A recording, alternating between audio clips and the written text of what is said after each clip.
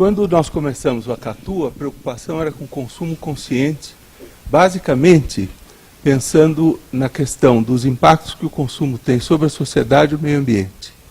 E convencidos de que as pessoas, como consumidores, no papel de consumidores, poderiam exercer um poder extraordinário se comprassem, usassem e descartassem de uma outra maneira, de uma maneira que levasse em consideração os impactos do consumo.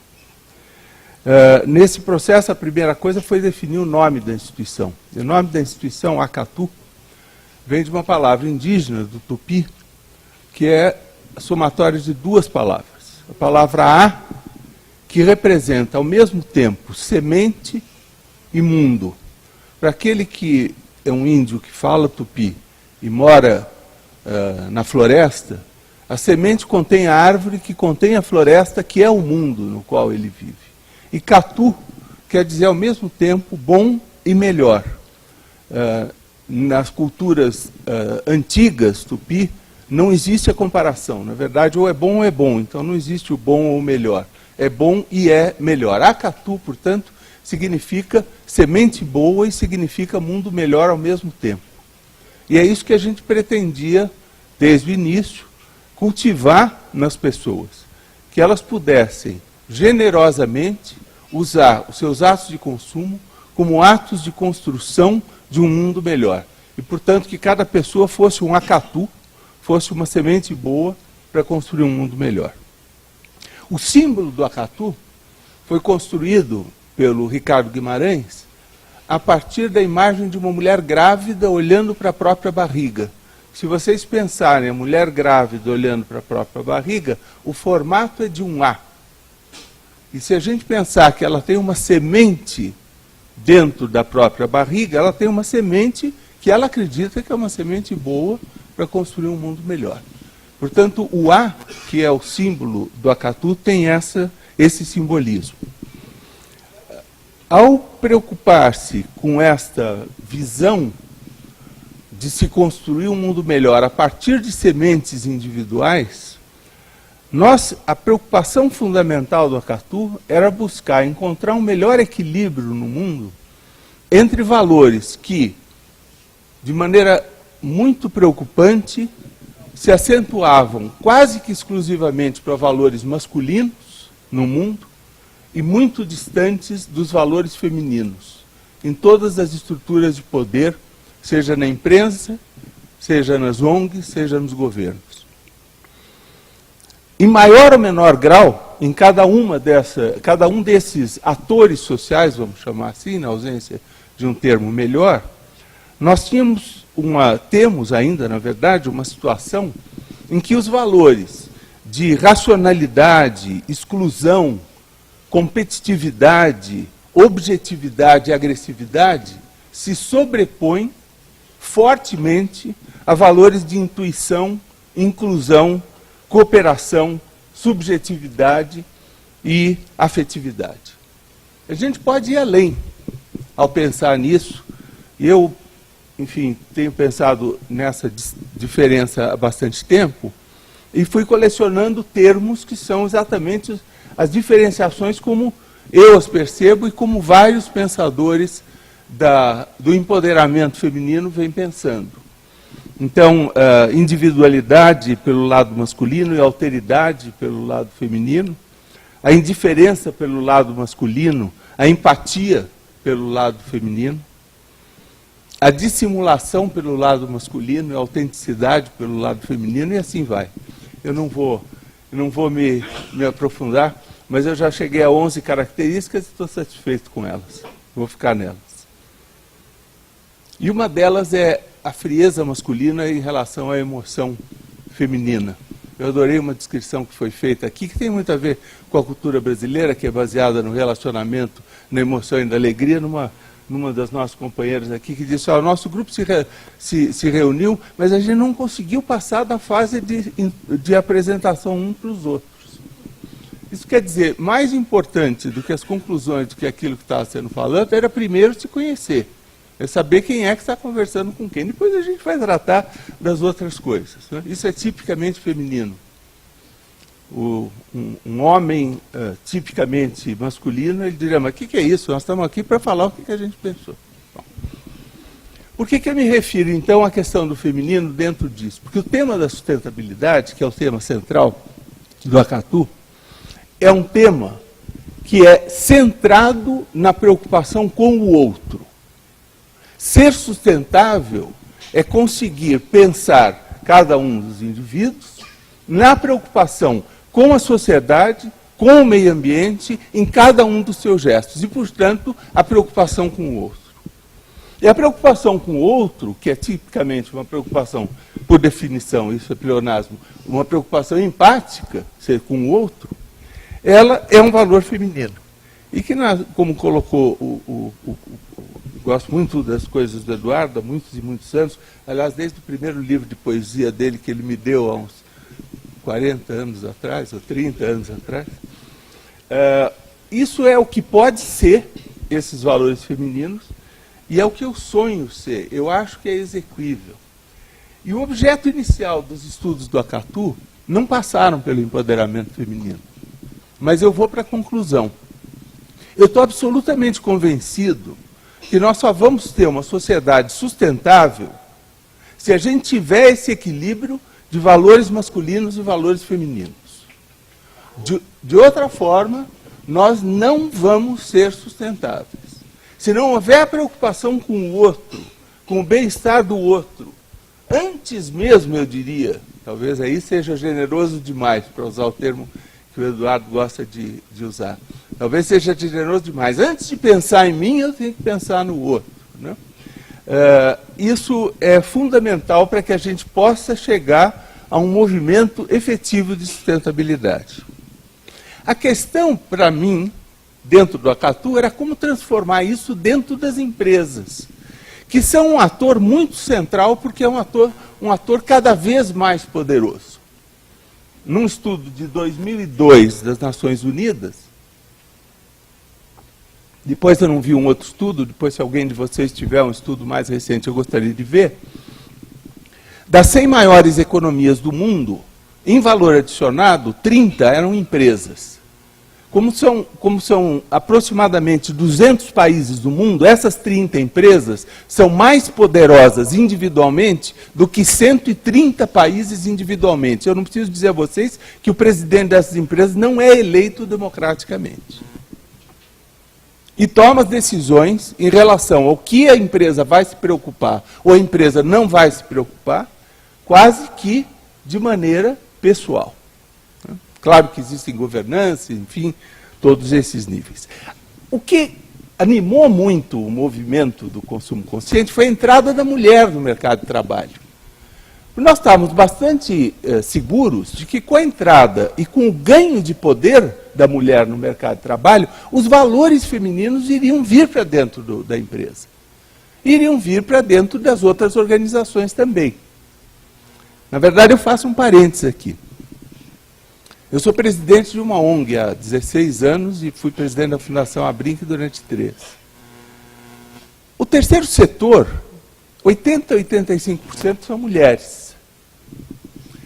Então eu vou usar o termo pensadamente. Eu sofri na carne o que significa a falta de empoderamento do homem.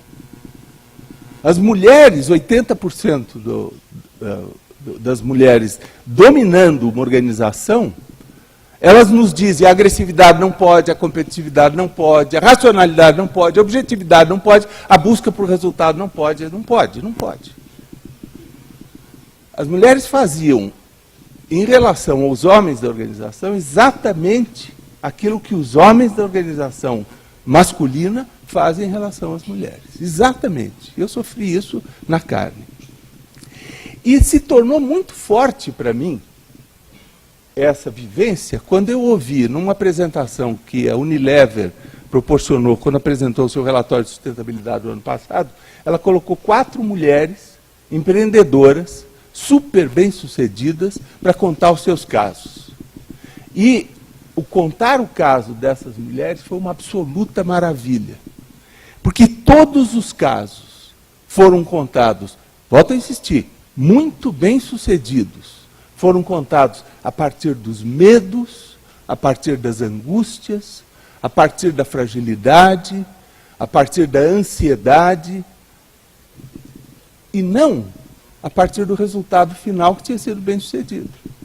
Você não sabe o que foi pensar aquela estratégia. Eu tive que correr todos os riscos. Eu não sabia se ia dar certo. Imagina se um homem ia sentar lá para contar um sucesso e ia dizer, eu não sabia se ia dar certo. E imagina se ele ia dizer, eu fiquei com medo. Imagine, jamais. E isso é que me chamou a atenção para o que significaria, de fato, ter o empoderamento feminino. E eu vou usar o depoimento de uma executiva para contar a vocês, nas palavras dela, não nas minhas, uma executiva de uma multinacional muito, muito grande, uma das maiores do mundo, que recusou uma promoção porque dizia que não ia poder praticar os valores femininos naquela posição, como já não conseguia praticar na posição que estava. É um pouquinho extenso o depoimento, mas vale a pena. Ele diz, eu sempre me debati entre ser o que eu deveria ser, para ser bem-sucedida no mundo corporativo, e eu ser verdadeira ao que eu acreditava ser certo. Esta é a maior tensão para a mulher no mundo corporativo. E aí ela descreve um encontro, vou levar um pouquinho mais, ela descreve um encontro de um conselho liderado por uma mulher de altíssimo nível dentro da organização. Ela descreve esse encontro. E o encontro é descrito assim, uma sala feia, fria, com lâmpadas artificiais fortíssimas, sem janelas, apresentações sem pausa, com pequeníssimos intervalos entre elas e discussões dolorosamente agressivas. E ela se pergunta, como seria essa reunião se ela fosse conduzida realmente por uma mulher? E ela diz, ela se corrige e diz, se fosse conduzida pelo nosso lado feminino. E pontua, esta mulher que conduzia a reunião era a definição do que nós chamamos de feminino na sociedade em geral, na linguagem comum. Ela era bem maquiada, usava saia, tinha salto alto, só na aparência, pois era o oposto do exercício do feminino, do exercício da empatia, da intuição, da capacidade de ouvir e de ser mais inclusivo. São características, obviamente, diz ela, que também podem estar presentes nos homens. É apenas uma questão de grau. A questão com que eu venho me debatendo é por que é que as mulheres entraram no mercado de trabalho e o mercado de trabalho masculinizou as mulheres mais do que feminilizou os homens. E a resposta é muito óbvia, não precisa pensar muito. A estrutura de poder estava lá, era definida pelos homens. Ou você rezava segundo a cartilha masculina dos valores masculinos, ou você não faria carreira dentro das empresas. E muitas mulheres que não conseguiram fazer a carreira, depois chegam à conclusão que não quiseram fazer a carreira porque não quiseram se submeter aos valores masculinos. Muito bem. Como chegar lá? Por que é tão importante? Eu vou fazer um parênteses. Por que é tão importante? Porque se a gente não chegando no empoderamento feminino nas empresas, as empresas, que são uma das maiores instâncias de poder do mundo, e de um poder absolutamente discricionário na mão de uma diretoria ou de um conselho, em geral, todo masculino, ou se não masculino, usando valores masculinos, se a gente não conseguir chegar nisso, nós não vamos mudar o mundo. Claro, a gente pode dizer, mas as ONGs vão pressionar, etc. Vão, é verdade. Mas o poder das empresas determina formas de condução das coisas no mundo, modos de viver, produtos e serviços que a gente usa, maneiras de se relacionar. Então, nesse sentido, é fundamental o empoderamento da mulher. É fundamental que, havendo empoderamento feminino, que esse empoderamento, que vai ser representado numericamente, por uma massa crítica de, no mínimo, 50% de mulheres, e não mais do que 50% de mulheres. Outro dia, conversando com o Boticário, o pessoal do Boticário estava muito contente, porque 72% das lideranças no Boticário são mulheres. Eu disse para eles, que problema, hein? Problemaço. Vai ter que reduzir 22% e botar para 50%, porque não vai dar certo. As mulheres vão trepar em cima dos homens, não vão deixar os valores masculinos ocorrer, e a necessária, e aí eu chego perto de terminar, Edu, a necessária androgenia que nós vamos precisar na cultura empresarial não vai ser criada.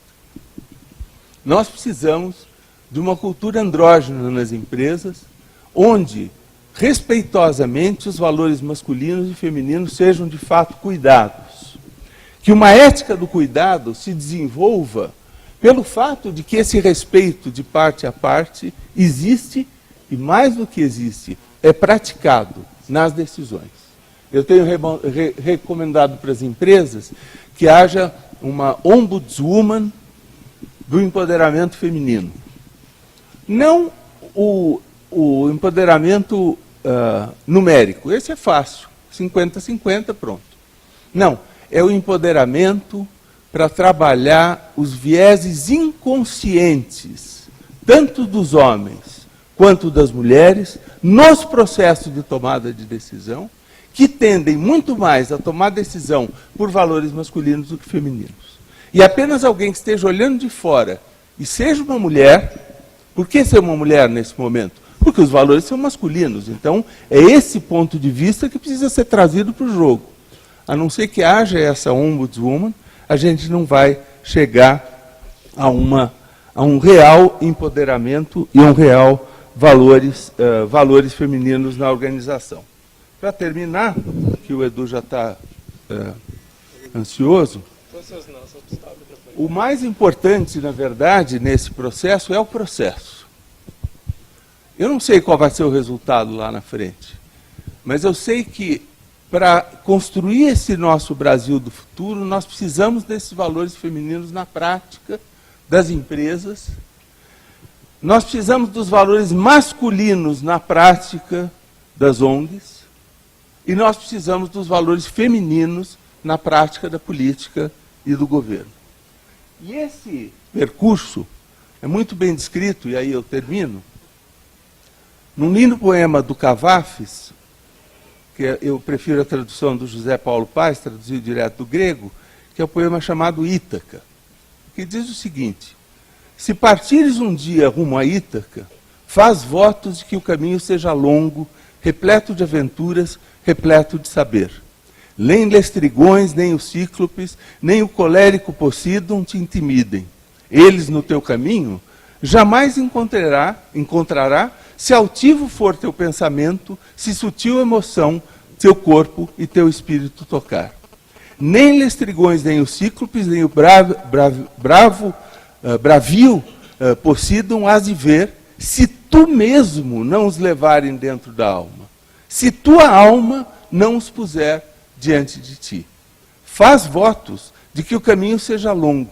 Numerosas serão as manhãs de verão, nas quais com que prazer, com que alegria, tu has de entrar pela primeira vez um porto para correr às lojas dos tecidos, dos fenícios e belas mercancias adquirir. Madrepérolas, corais, âmbares, ébanos e perfumes sensuais de toda espécie, quanto houver de aromas deleitosos. Há muitas cidades do Egito peregrina para aprender dos doutos. Tem todo o tempo Ítaca na mente. Estás predestinado a ali chegar, mas não apresses a viagem nunca.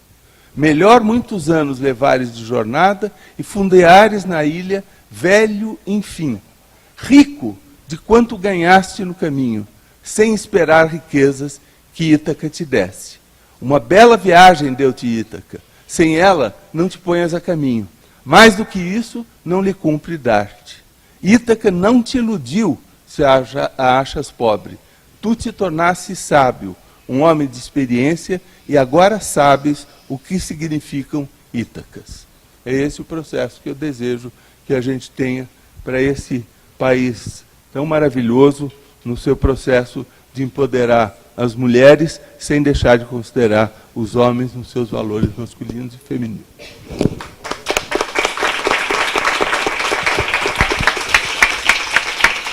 A gente tem só um informe rápido aqui da equipe, que tem a ver com a prática do que você acabou de dizer. A Carol, vou passar para a Carol. Olá, sou Carol Ramalhete, queria fazer um convite a todos vocês. eu e mais nossos parceiros, colaboradores, Rangel, Mari, estamos trabalhando com o registro da narrativa do encontro.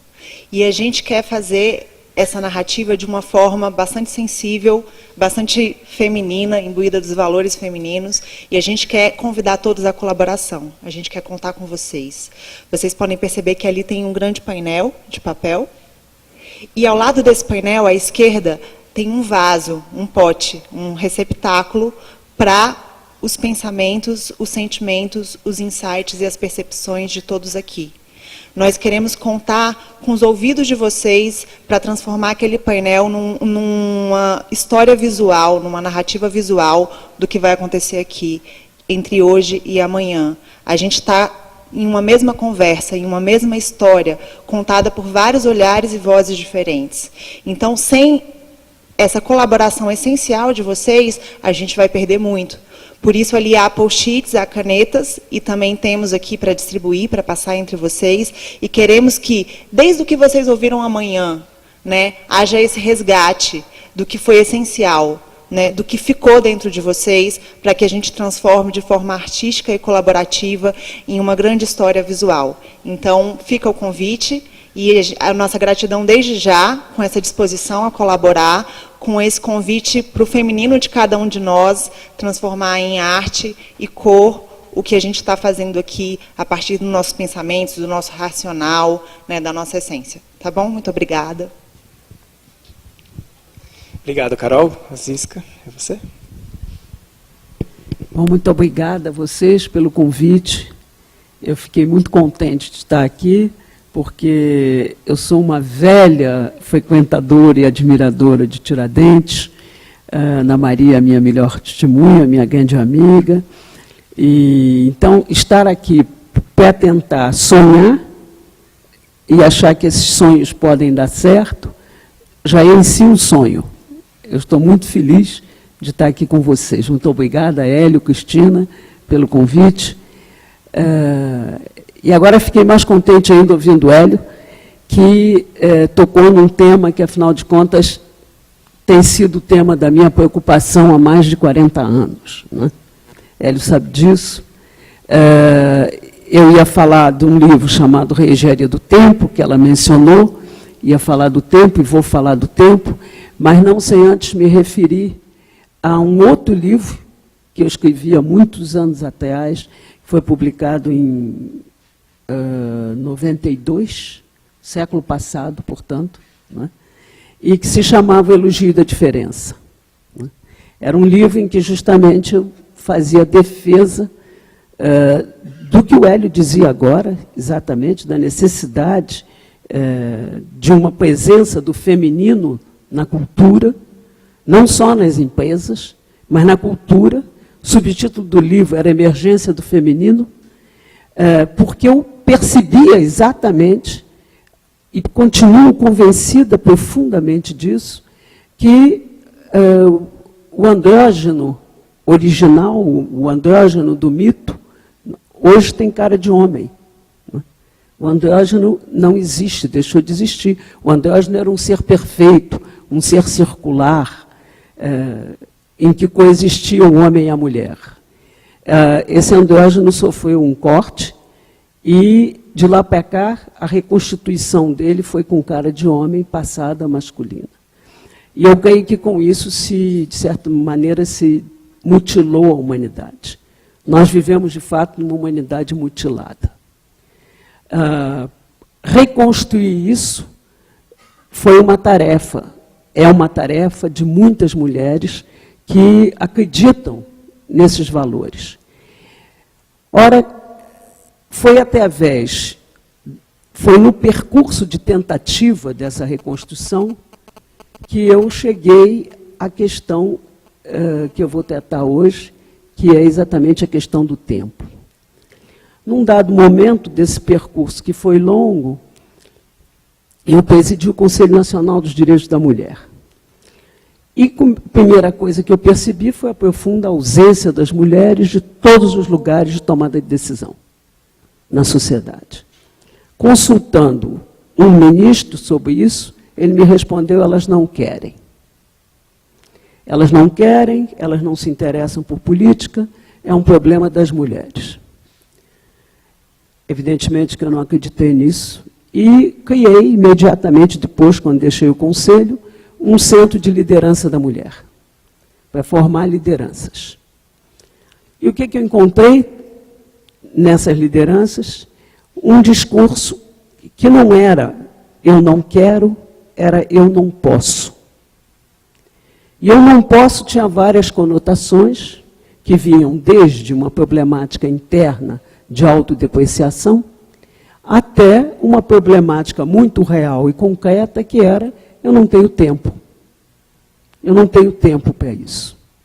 Então, apercentou, encapsulando aqui em 10 minutos, 40 anos da minha vida.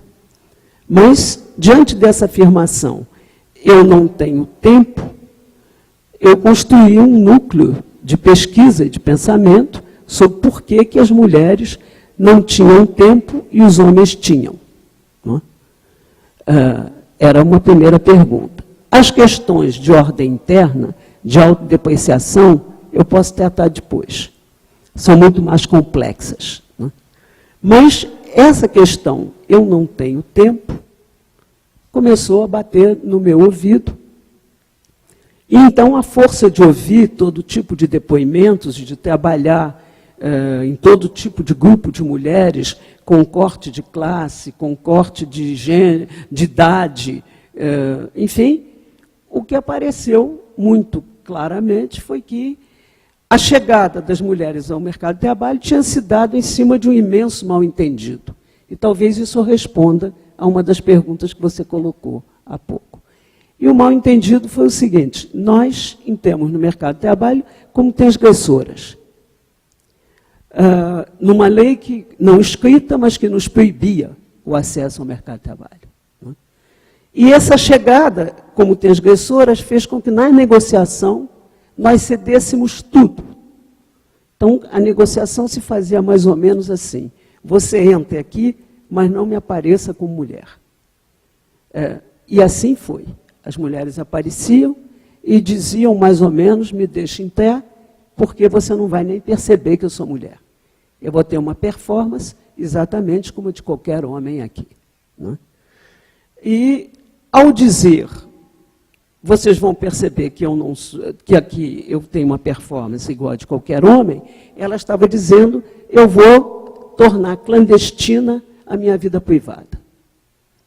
Aquilo que me pesa, aquilo que ocupa o meu tempo, os meus filhos, os meus velhos, a minha casa, a sobrevivência, o cuidado com os amigos, o cuidado com os doentes, enfim, tudo aquilo que era o universo feminino.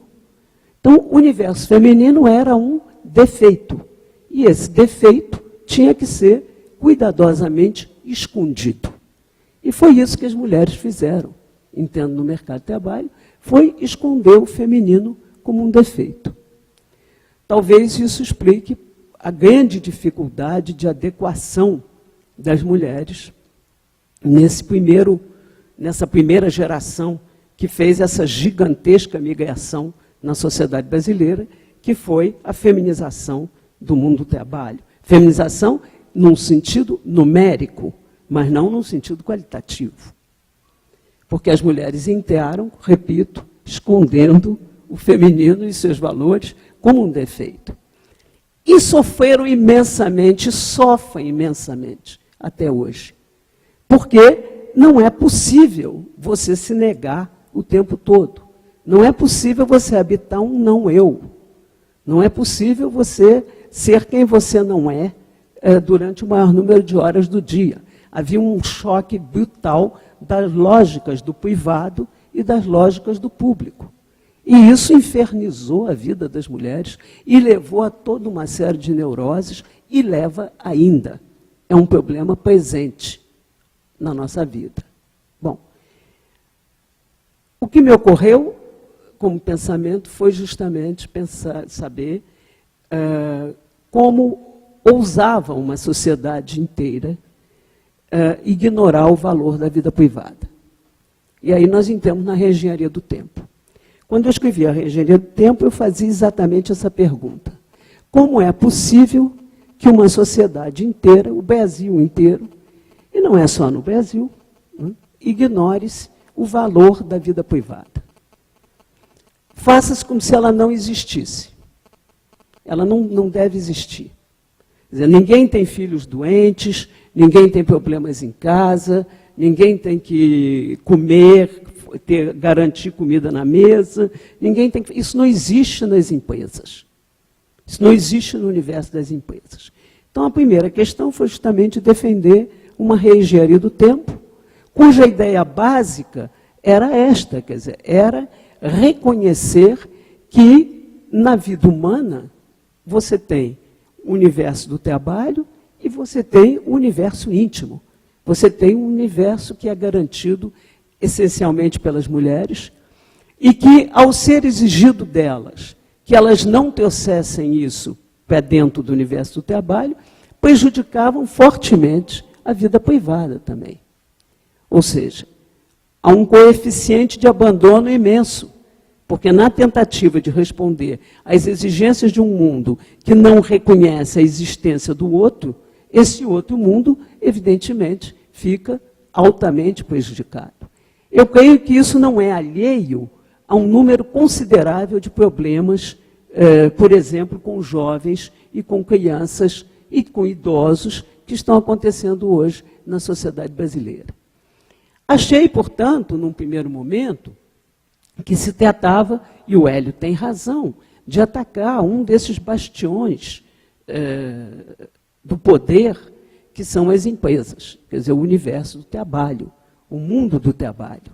Até atacar essa articulação entre vida privada e mundo do trabalho, chamando a atenção, inclusive, para alguns absurdos, alguns anacronismos. O mundo do trabalho no Brasil está organizado como se nós vivêssemos na era mecânica, ainda.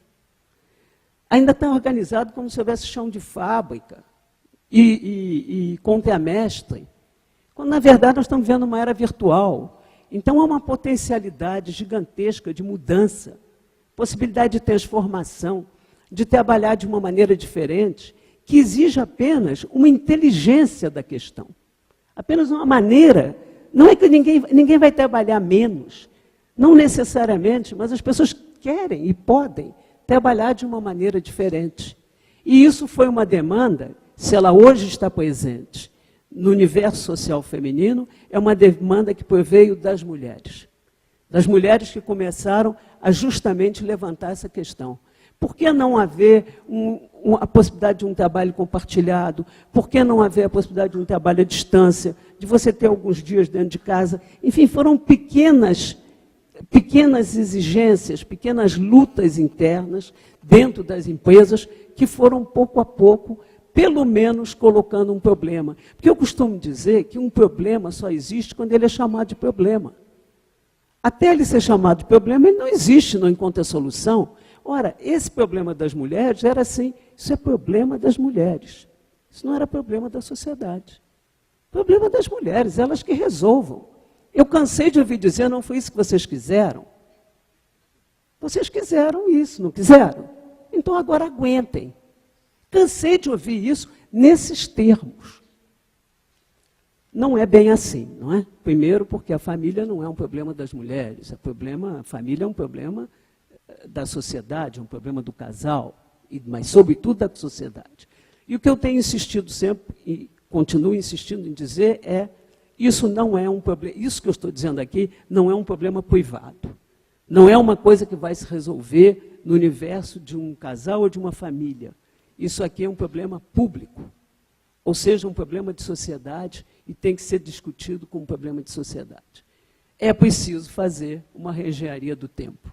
Eu venho insistindo nisso constantemente. Depois, como ele disse, para não detalhar as coisas, eu não vou detalhar. Podemos discutir depois como é que se faz uma reengenharia do tempo. Acontece que, depois que eu publiquei esse livro, já faz quase 10 anos, né?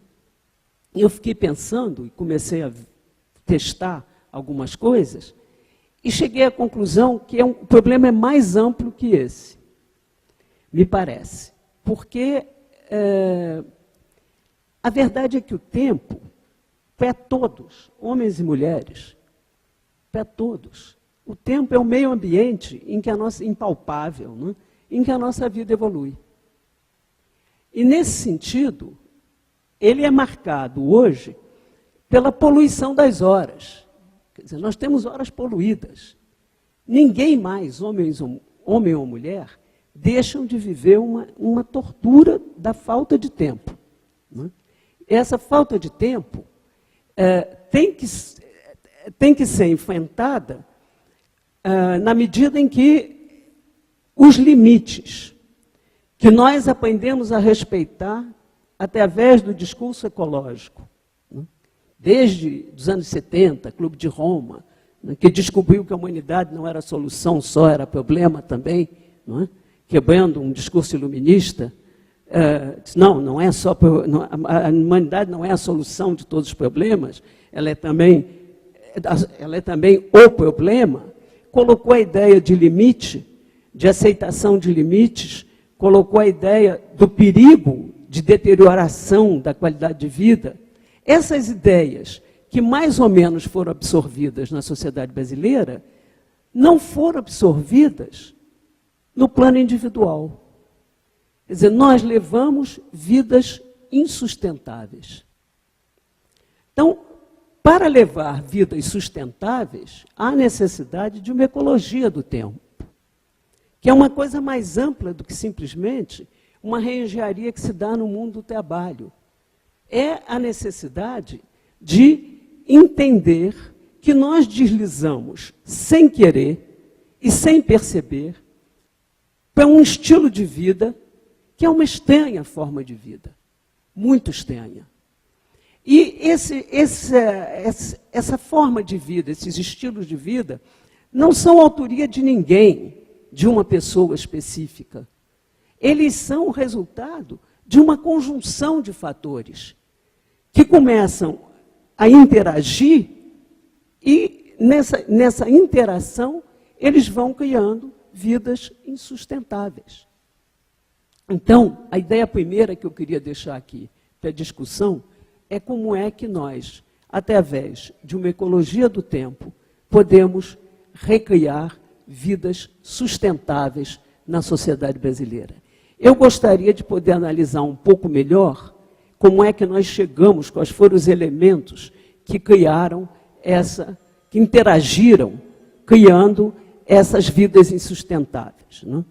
E que não estão sendo analisados. Eu diria que esses elementos estão nas novas configurações familiares, interagindo com um universo do trabalho que mudou radicalmente através da virtualização do mundo, é um dos pontos importantes, e eu acrescento a vida nas cidades. As grandes metrópoles, aquilo que as grandes metrópoles impõem hoje no cotidiano das pessoas. Se nós trabalharmos essas três variáveis, não separadamente, mas trabalharmos num sentido de retroalimentação, de como essas três variáveis se retroalimentam, provavelmente, fazendo essa ecologia do tempo, nós vamos encontrar uma possibilidade, espero, de vidas sustentáveis. Obrigado.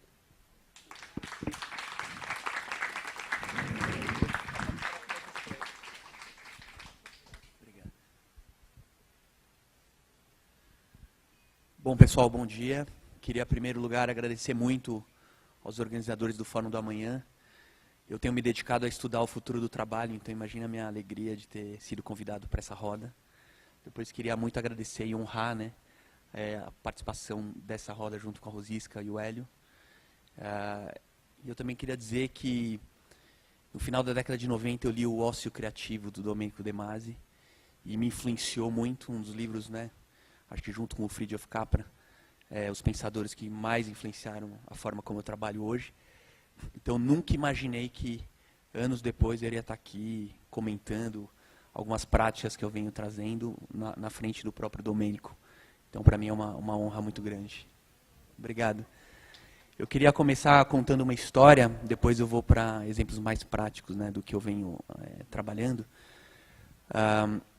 E essa história, acho que tem tudo a ver, né? Tiradentes, estamos falando de uma cidade histórica, então eu queria começar falando que 10 mil anos atrás, antropólogos começaram a estudar as sociedades que existiam naquela época, fazendo escavações, e eles descobriram um fato curioso, né? De 10 mil anos atrás para milhões, bilhões de anos atrás, quando eles faziam as escavações, eles sempre encontravam figuras espirituais femininas, né? Então sempre deusas femininas, normalmente com o ventre entumecido, especula-se que representa a mãe natureza, né? Ou seja, de onde nós viemos, né? Todos nós. Mas que aconteceu 10 mil anos atrás? Surgiu uma tecnologia nova e que mudou tudo. E essa tecnologia foi a agricultura. Começaram a ter, então, os homens descobriram que poderia se plantar, e aí os povos que ficavam nas beiras dos rios começaram a ter muita abundância, né? Então, porque era um terreno muito fértil.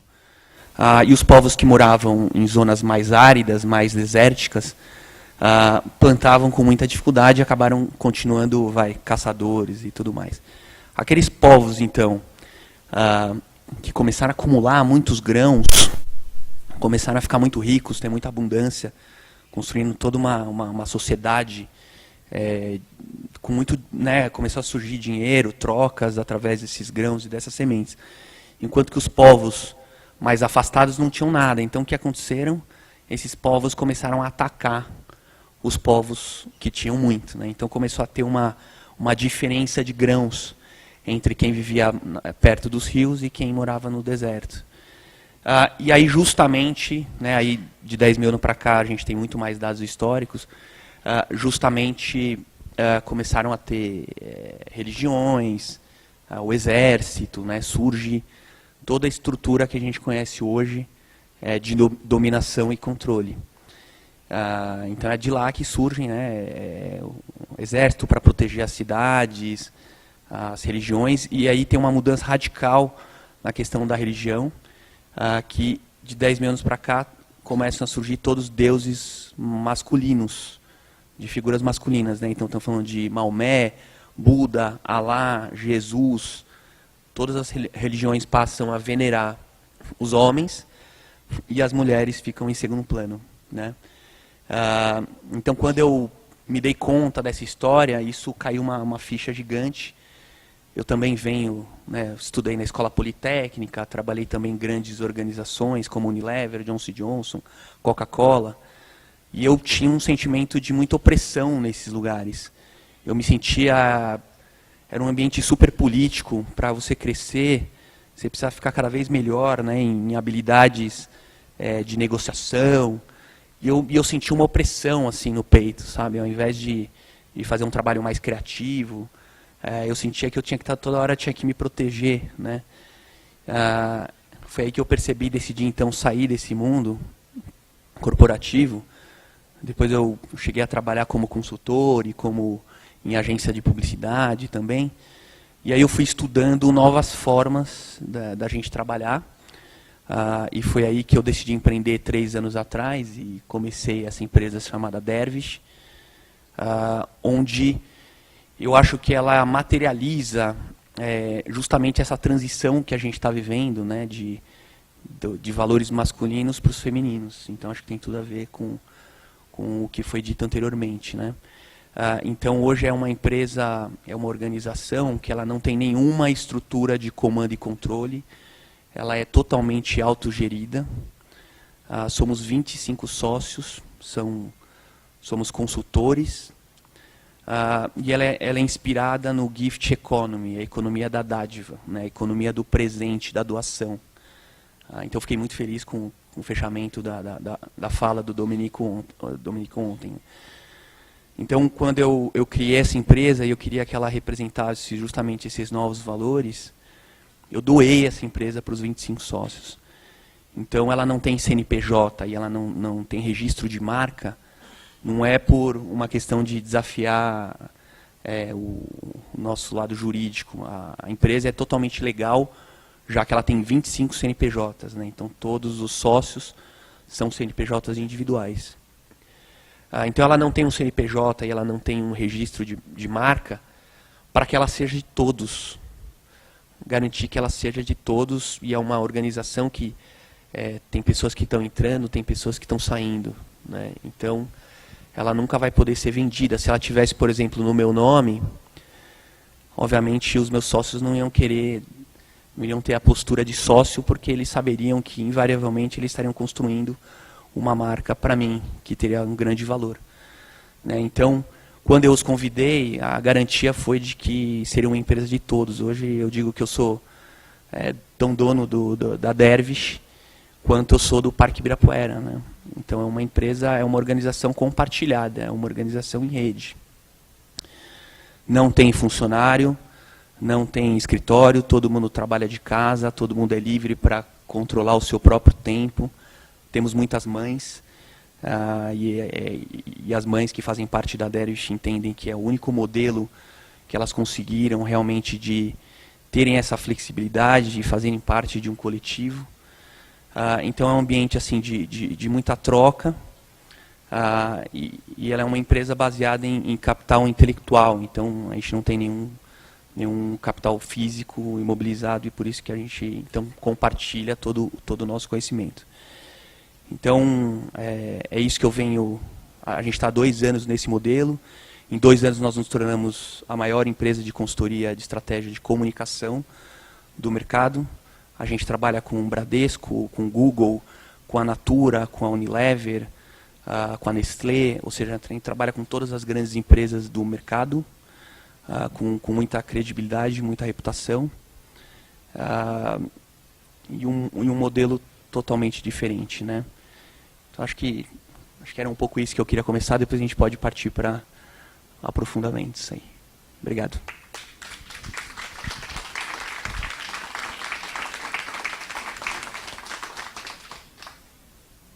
Bom, gente, já recebi algumas bordoadas em público aqui por eu ter que monitorar o tempo, então eu não fiquei cobrando. E a gente tem mais 12 minutos. Então, em vez de a gente fazer o aquário como a gente pensou, acho que à tarde a gente pode retomar. Eu acho que dá para a gente ouvir umas 2, 3 colocações aqui do grupo, né, da plenária aqui, e aí depois vocês fecham, pode ser? E a gente faz, depois a gente explico melhor o aquário, à tarde a gente vai entrando nessa outra abordagem. Tudo bem? Para a gente não se atrasar muito mais, tá? Então, quem seriam as 2, 3 pessoas para a gente escutar, dialogar com essa mesa e a gente volta para cá. Mãos? 1, 2 e... Tem 2 homens. Uma mulher. Tá bom. E aí, quem começa?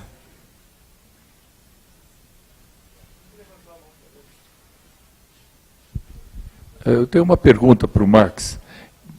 Como é que é? Eu sou Jaime, estou aqui pelo Instituto Ação pela Paz. A minha pergunta é como é formado a vida toda como empresário no modelo tradicional. Fiquei preocupado, como é que vocês fazem, dizer, cobram das empresas, a divisão do trabalho, e depois como é que contratam ou excluem esses sócios, se o sócio, por exemplo, não é bom?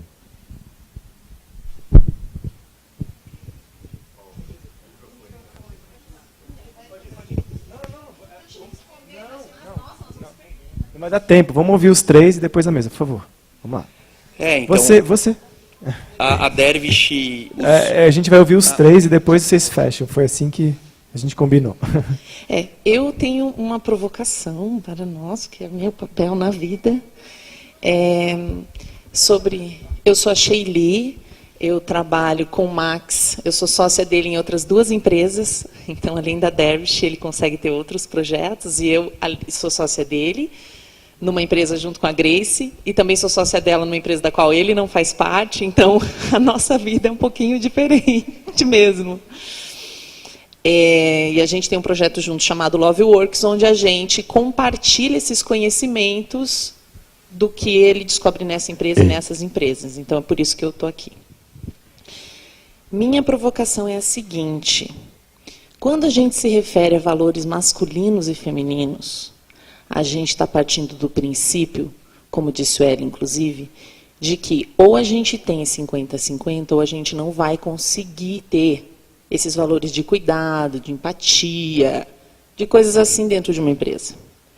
Mas eu gostaria só de relembrar que esses valores, eles não são masculinos ou femininos, eles são valores.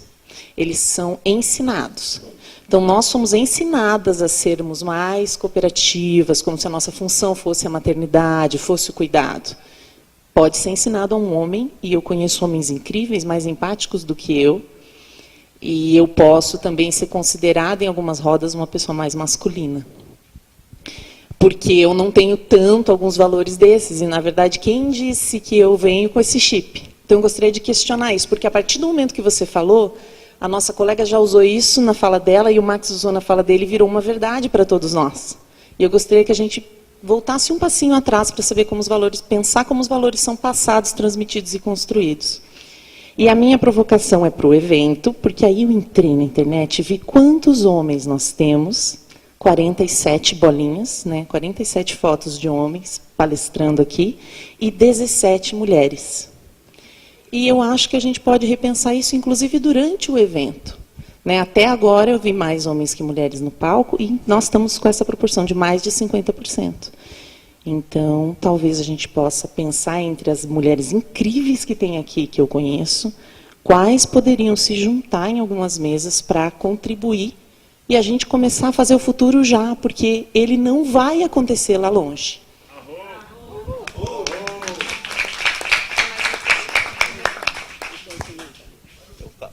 Você quer falar? Depois eu gostaria de comentar essa. Desculpa.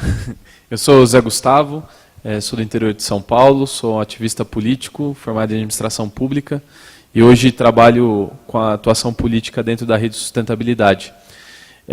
E o meu papel de vida também é provocar sempre a reflexão, trazendo para o lado da política também, das estruturas políticas, porque a mulher ela é vista, e não ouvi poucos homens falando isso dentro do Congresso Nacional, de que se precisava de mais mulheres dentro do Congresso Nacional para embelezar o parlamento.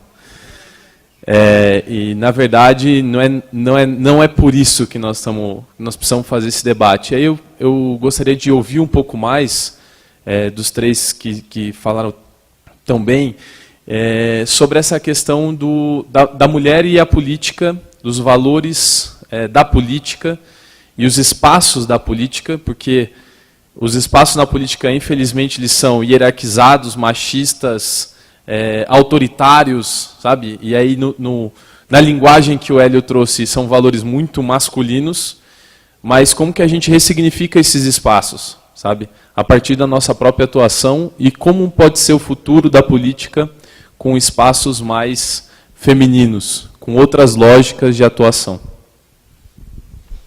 Já que eu estou com o microfone na mão, eu vou procurar tratar desses dois aqui, não é? Dessas duas questões. Eu concordo totalmente com você que talvez não se deva usar a expressão valores masculinos, valores femininos. Ou se usa, como nós estamos usando, e eu acho que o Ali tem direito de usar, e eu uso também, é preciso dizer como é que a gente vê que isso se forma. Eu não acho que isso se forme na educação, contrariamente ao que se pensa. A educação reforça, mas isso não se forma na educação, acho que isso se forma na vida real, na vida que a gente vive. Quer dizer, as mulheres ficaram de um determinado jeito e os homens ficaram de outro jeito, e é isso que a gente chama os valores, porque viveram vidas diferentes. Porque eles passaram, durante milênios da história humana, tendo atividades divididas, específicas. O que nós estamos vivendo hoje é engraçado. A gente, quando convive com fatos históricos, banaliza o porte, né? E não percebe isso. Mas é muito recente na história humana que os universos de homens e mulheres se confundam. Nunca se confundiram. Então, de onde vem a intuição das mulheres? Não vem na carne, não é uma coisa física. Vem, muito provavelmente, do fato de que, ao longo de toda a sua história, elas aprenderam a, entender, a falar com os que não falam, não é? A entender o desejo do outro, que não fala, que não sabe exprimir, a tentar atender a isso, não é? Elas aprenderam a entender que a sobrevida daquele outro depende dela. Esse tipo de coisa, não é? Então, eu acho, por isso é que eu falo em vida privada. Eu me refiro à vida privada querendo dizer isso, quer dizer, esse universo que é muito ligado animalmente à sobrevivência. Quer dizer, a questão de você garantir a sobrevivência das crianças mesmo. É extraordinário. Eu já li 4 histórias da civilização. Eu nunca encontrei uma única menção, nem de leve, como fato civilizatório, ao que as mulheres fizeram a vida inteira com as crianças, que foi transformar a natureza em cultura. Porque nasce um animal, nasce um bichinho, e esse bichinho, com 7 anos, está vestido, escovado, arrumadinho, sabendo comer com garfo e faca, sabendo como é que vai ao banheiro e indo para a escola. Aí a escola toma conta e começa a chamada educação, formal. Mas não é bem assim. Quer dizer, esse fato civilizatório por excelência foi negado às mulheres, tanto que quantas vezes eu ouvi dizer, não, mas você convenha comigo que as mulheres não contribuíram nada para a civilização. Só contribuíram com a nossa própria humanidade. Quer dizer, nos transformando em seres humanos. Só isso. O resto não fizeram nada. Agora, o que acontece? Hoje, eu acho que quando os mundos estão embaralhados, homens e mulheres fazendo as mesmas coisas, inclusive homens se ocupando de esfera doméstica, enfim, tudo isso, nós estamos num processo de construção de alguma coisa nova. Quer dizer, e não adianta a gente tentar entender o novo só com o passado. A gente entende o novo com um sonho de futuro também. Por isso é que esse encontro aqui me interessou. Porque eu acho que é assim que a gente entende. Eu penso que valores femininos, valores masculinos, seja, antes de tudo, uma reflexão sobre valores, e nisso você tem absoluta razão. É uma reflexão sobre valores. Agora, esses valores, de que valores nós estamos falando? Quando eu uso a expressão vida privada, eu estou falando, na verdade, do que eu chamo também de vida real. Quer dizer, a vida real, que não é apenas uma vida de ideias, uma vida de projetos, de empresas, de objetos, de produção. Não é isso. É a vida da relação. A vida das relações entre pessoas. E isso tem que ter um primado na existência, porque a verdade é que tem um primado na existência. E o fato de você ter que, de uma maneira ou de outra, embotar isso em nome da adequação a um modelo produtivo que ignora completamente essa esfera, porque essa esfera estava entregue às mulheres, e as mulheres que estão aqui, supostamente, não têm vida privada, não têm vida real, não têm vida de relação, aí está um nó. Esse aí é um nó. Eu gosto de falar que existe, todo mundo fala em laços familiares, eu digo laços e nós familiares. Porque há nós familiares imensos. E isso está aparecendo agora. Então, essa eu acho que é um pouco essa reflexão em torno dos valores masculinos, valores femininos. Agora, que há valores de relação e valores que dão menos importância a isso, eu acho que não há dúvida. Estão voltados para outras coisas. Espera aí, agora deixa eu terminar o raciocínio. Espera aí. Agora, só a questão que ele colocou uma outra questão, que vem a ser um pouco a mesma coisa. Quer dizer, como é que fica a questão das mulheres no poder, as mulheres nas empresas, as mulheres na política? Tudo isso significa um movimento que é extremamente recente de chegada a um universo onde o Hélio disse isso muito bem, os valores constitutivos desses universos, da política, da empresa, são valores alheios à experiência básica dessas mulheres. Então, é um problema interno ao mundo estrangeiro. Interno ao mundo estrangeiro, em que a lei não escrita, mas presente, essas leis que ele descreveu aqui, né, das grandes organizações, a cultura corporativa, essa cultura é alheia a esse mundo de onde vêm as mulheres.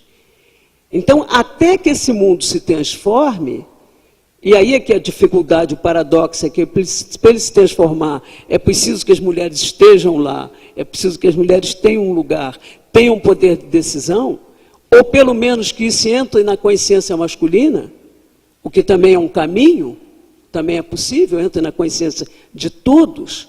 Até que isso se passe, nós vamos ter um sentimento de estranheza, sem dúvida nenhuma, das mulheres em relação aos lugares de saber e de poder. Eu fui professora universitária anos a fio, e a primeira coisa que eu percebi, coloquei isso na minha tese de doutorado, a primeira coisa que eu percebi é que quando alguma aluna levantava a mão na sala, ela dizia, eu não sei, talvez eu esteja errada, mas, e dava opinião. Os meninos levantavam a mão e diziam, é isso, é isso, é isso e é isso. Essa é a diferença. Talvez eu esteja errada.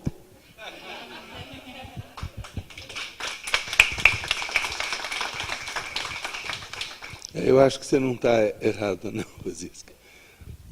Eu quero retomar a partir de onde me parece que a Rosisca deixa. É interessante uma contradição na sua própria pergunta, porque você diz assim, olha, não dá para a gente dizer que homens e mulheres, um é valores assim, o outro é valores assado. No entanto, a sua crítica a esta organização foi que não tem meio a meio de homens e de mulheres, porque você não tem uma outra forma de colocar valores masculinos e femininos aqui. E você implicitamente aceitou que se a gente colocar 50-50 de homens e mulheres aqui, nós estaremos colocando 50-50 de valores masculinos e valores femininos. E você não estava dizendo, e eu também não, que são as mulheres que vão trazer os femininos e que são os homens que vão trazer os masculinos. Apenas o que a gente pode dizer é que, o osso da Rosisca, o fato de que as coisas foram como foram, vamos dizer, a constatação é de que os homens, se a gente aceitar um conjunto de valores que a gente vai chamar de masculinos, na falta de melhor nome, que os homens, de um modo geral, praticam esses valores que a gente chama de masculinos. E as mulheres, de um modo geral, praticam os femininos. O que não quer dizer que homens e mulheres não vão praticar um valor ou outro, e você não vai encontrar homens empáticos e mulheres frias. Vai. Mulheres indiferentes, vai. Mulheres agressivas, vai. Eu só estou dizendo que dentro das empresas você encontra mais. Muito mais. Infinitamente mais. Porque a cultura é uma cultura de valores masculinos. Agora, mesmo que eu não conseguisse, eu não consigo, de cara, não conseguisse explicar por que as coisas são como são, em termos de valores masculinos e femininos, o fato é que a gente usar uma proxy de que a melhor maneira de iniciar o processo de equilíbrio é metade de homens e metade de mulheres, me parece uma boa proxy. Quer dizer, a gente vai tender, ao colocar metade mulheres e metade homens, de trazer o conjunto dos valores e que as mulheres vão trazer mais pesadamente os femininos e os homens mais pesadamente os masculinos. E aí o processo vai se desenvolver. A gente parte do hoje para fazer esse processo, e essa ação civilizatória das mulheres, que a Rosisca descreve tão bem, levou até o ponto de formar para a cultura, da natureza para a cultura, aonde aí o mundo toma o lugar e começa a trabalhar, o homem não chora, o homem não faz isso, o homem não faz aquilo, ou a mulher não, sei lá o quê, porque eu não sou mulher, não sei. Não pensa. Mulher não pensa, né? Botar errada, a mulher supostamente seria mais insegura, o homem mais seguro. Eu desconfio que atrás disso e gosto até ontem, eu gostei muito que Eduardo deu nome aos bois. Eu vou dar nome a um boi aqui, que é um boi que me incomoda há muito tempo.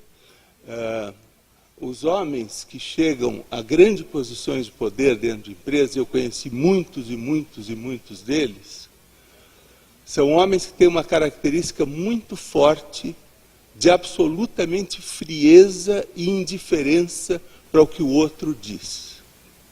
Eu tive uma experiência super emblemática com um sujeito chamado Alan Belda, grande executivo, foi presidente da Alcoa, primeiro presidente brasileiro de uma grande multinacional. E eu fui lá, apresentado pelo irmão dele, para conversar, eu e ele, frente a frente, para eu apresentar o Acatu para ele. E, obviamente, o que eu queria dele era apoio para que o Acatu pudesse desenvolver. Ele me ouviu, frente a frente, com os olhos fixos em mim, sem me ver, durante 40 minutos ele me ouviu. Sem me ver. E depois de 40 minutos eu disse, meu caro Alan, acho que a gente não tem muito para conversar, porque você não fez nenhum comentário, tem alguma coisa que você queira perguntar e tal. Ele disse assim, é melhor você conversar com a Fundação Alcoa. Ponto. Encerrou a conversa. Bom, esse, para mim, é um caso muito típico do que significa um homem numa posição de poder extraordinário, usando daquilo que eles melhor fazem, porque a empatia, nessa posição de poder, atrapalha as decisões. Você vai sentir compaixão, mas o que eu vou fazer com a minha compaixão? Que eu estou querendo um resultado, eu não estou querendo saber quem vai trazer o resultado. Todo mundo é descartável. Então, absolutamente desumaniza a relação, e nesse processo de desumanizar a relação, não tem saída. A saída qual é? Eu me afasto. Eu tomo a minha decisão, não quero saber o que você pensa, e se tudo der certo nos resultados, está tudo certo. Porque o mundo vai me julgar nestes termos, e não na minha compaixão, na minha empatia. Eu usei esse caso, o caso do Alain, porque esse caso me tocou muito, até hoje me toca, isso faz mais de 10 anos, e é porque eu acho que ele de fato é representativo do que acontece nas empresas, nos grandes executivos das grandes empresas. Então, agora, como é que a gente vai olhar isso para o futuro e na política? Acho que a Rosisca já respondeu. Eu só adicionaria o seguinte. Eu acho que nós estamos tratando, na verdade, é de fazer com que homens e mulheres, da maneira como eles forem, tenham fundamentalmente 3 características. Tenham uma identidade, participem da própria vida e tenham perspectiva nas suas vidas. Isso a gente poderia quase que definir como cidadania. A identidade é a memória do passado, a participação é a memória do presente e o sonho é a memória do futuro. A perspectiva, que é o sonho, é a memória do futuro. Ao ter essas 3 memórias, nós de fato existimos. Existimos com os nossos próprios valores, na nossa própria maneira de ser. O que eu acredito é que, por exemplo, as mulheres na política, nós vamos começar a ter uma mudança muito significativa no direito. Muito significativa. O direito ele foi inteiramente desenhado por homens. Todos os instrumentos de direito, historicamente, foram desenhados por homens. Eu aposto que, se tivessem sido desenhados por mulheres, o Instituto da Mediação seria uma parte muito forte do direito para começar. E não o Instituto da Arbitragem, como foi feito com alguém arbitrando. Seria mais lento, é verdade. As culpas e as desculpas ficariam menos claras, é possível, durante o processo, mas o resultado final, ele seria um resultado muito mais harmônico do que um resultado de que alguém ganhou e alguém perdeu. Ele seria um resultado, possivelmente, que os dois compreenderam o outro lado, entenderam o que se passou, humanizaram a dificuldade e seguiram em frente na relação. Eu espero que seja isso que ocorra com a entrada das mulheres mais fortemente na política. Tem alguma mulher em posição de poder no Acatu hoje? No Acatu, todas as gerentes são mulheres. Olha, eu não vou ser cínico, não. Eu vou te dizer, não foi porque eu escolhi dessa forma. Eu gostaria que fosse metade e metade. Gostaria mesmo. O terceiro setor ele é basicamente composto de mulheres. O terceiro setor é um setor que ele é pautado pela ética do cuidado. Ele é pautado pela preocupação com o outro. E essa não é tipicamente a preocupação mais masculina. Então, aquelas pessoas que se candidatam às posições têm um número muitíssimo maior de mulheres do que de homens. Se fosse mais equilibrado, eu teria escolhido 50-50. Não foi minha escolha. Né? Pergunta seguinte, que você não fez, eu já te respondo. Eu acabei de contratar a diretora executiva e eu começo a me afastar da operação. É uma diretora executiva, uma mulher que entrou nessa posição. Não é um homem. Né? E eu acho que ela tem as condições de objetividade e subjetividade equilibradas suficiente, de racionalidade e de intuição equilibradas para poder tocar adiante uma causa difícil, que é essa causa de mudança cultural na direção de estilos de vida em que a gente leve o outro em consideração. Eu estou animado que eu acho que vai poder funcionar. Aí se você me perguntar, mas você gostaria de ter escolhido um homem? Aí para mim tanto faz, seria um homem ou uma mulher nesta posição. Mas eu gostaria de ter entre os gerentes, que são 5, eu gostaria de ter um maior equilíbrio ali, 2-3, 3-2. A minha pergunta é se fosse ela com o Alan, você acha que teria sido diferente a conversa? Desculpa, eu não entendi. Se o Alan fosse uma mulher no lugar do Alan, se você acha que ele teria tido a mesma conversa com você, do Alan Delva? Eu acho que não, acho que teria mesmo... naquele momento do tempo, há 10 anos atrás, a conversa ia ser idêntica com uma mulher. Aliás, eu tive uma conversa assim, aí eu tomo a liberdade de não dizer o nome, mas eu tive uma conversa assim há 8 meses atrás, com uma mulher, presidente de uma grande empresa. A conversa foi muito semelhante a essa. Eu pude falar do Alan, porque o Alan não está mais na Alcoa. E eu o encontrei posteriormente como ser humano. E ele é uma pessoa encantadora, agradável, humanizado, é uma outra coisa. Quer dizer, a persona que ele estava vamos dizer, atuando, era uma persona que não é ele, né? Eu gosto muito de uma frase do meu amigo Fábio Barbosa, que ficou de vir aqui, mas não sei o que aconteceu. O Fábio dizia o seguinte: quando eu entro dentro da minha sala para ser diretor-presidente do Banco Santander ou do Banco Real anteriormente, eu levo junto a minha alma. Eu não deixo a alma do lado de fora. E é essa questão que eu acho que é uma questão muito central. É você levar as suas emoções, as suas compaixões, a sua empatia e as dificuldades de cada um que vão ter que ser apreciadas no devido grau de peso de um lado e de outro. Bom, acho que em primeiro lugar eu não tenho propriedade para falar sobre a questão de valores femininos, masculinos, principalmente na questão de gênero, mas acho que já foi bem respondida pela roda, né? Eu só queria dizer que eu gostaria de, pelo menos a minha busca pessoal, eu vou além dessa questão do masculino e feminino, e a minha causa tem muito mais a ver com a gente sair de um modelo hierárquico de dominação e controle que a gente vem vindo na nossa sociedade nos últimos 10 mil anos e que se acelerou muito na questão industrial nos últimos 200 anos. Falando sobre a questão política e de governo, então esse modelo em rede, ele está sendo aplicado para organizações, ONGs, por exemplo, o Instituto Alana, eu tenho dado consultoria, para o Instituto Elos e próprio Yunus, negócios sociais, mas também para governo. Então, esse ano foi procurado pela Carlota Mingola, foi candidata a vice-prefeita, né, junto com o Ricardo Yang. Obviamente, o modelo deles é em rede, mas obviamente ainda existem algumas amarras dentro do sistema político tradicional, mas pelo menos já existiu o interesse de uma mulher candidata a vice-prefeita em buscar novas alternativas de como gerar uma democracia mais participativa na nossa sociedade. E, por último, a questão de um pouco como funciona a Dervish. Aqui a gente não tem tempo para aprofundar, lá fora eu posso ficar disponível para a gente detalhar mais as questões.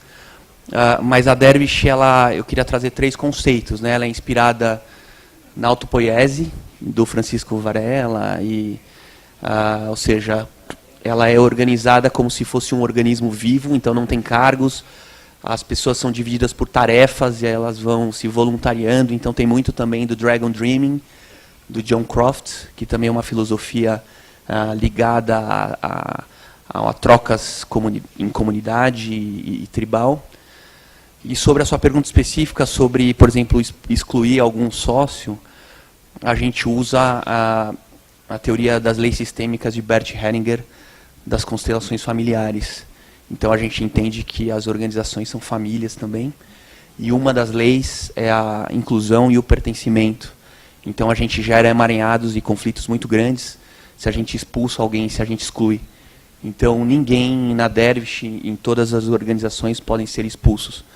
Mesmo que a gente não goste da pessoa, ou tem conflitos, a gente sempre tem que observar e olhar olho no olho e dizer que a pessoa é importante e que a gente honra a participação dessa pessoa. Então queria só fechar, né, dizendo que no fundo eu não inventei nada disso, são várias teorias e que a gente vem aplicando na prática.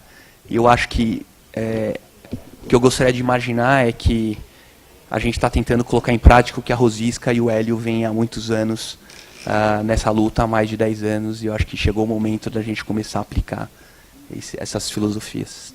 Então é isso. Quero agradecer aos 3.